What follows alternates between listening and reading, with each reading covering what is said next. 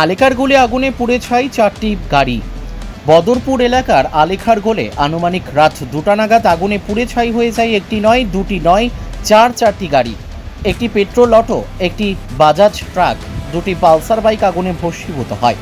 গাড়িগুলোর নম্বর AS10BC 0472, ASAC 2252, AS11Y8841, AS10F9694।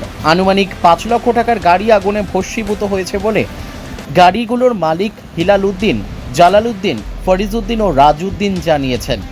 আগুন লাগার কারণ জানা যায়নি। এছাড়াও ঘটনার খবর পেয়ে ঘটনাস্থলে পৌঁছে বদরপুর অগ্নি নির্বাপক বাহিনীর সদস্যরা আগুন নিয়ন্ত্রণে আনতে সক্ষম হয়েছেন, যদিও তার আগে প্রতিটি গাড়ির অধিকাংশ আগুনের লেলিহান শিখায় গ্রাস করে ফেলে।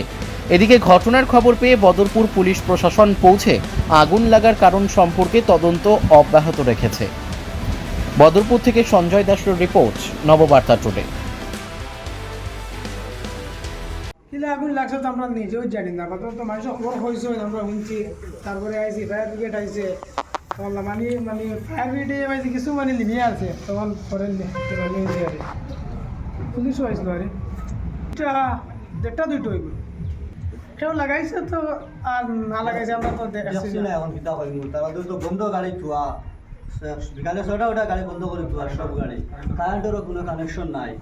আর গাড়ি যখন শর্ট হয়ে সবসময় থাকে তো আমরা এখানে গাড়ি হিটও নাই, ঠান্ডা সন্ধ্যাবেলা তৈরি গাড়ি গাড়ি দুইটা বাইক, একটা পেট্রোল অটো আর একটা হলো ডিজেল ট্রাক, হতে একটু কথা বড় হিসাব করলে তোমরা 15 লক্ষ টাকার উপরে তো নিচে একটা না,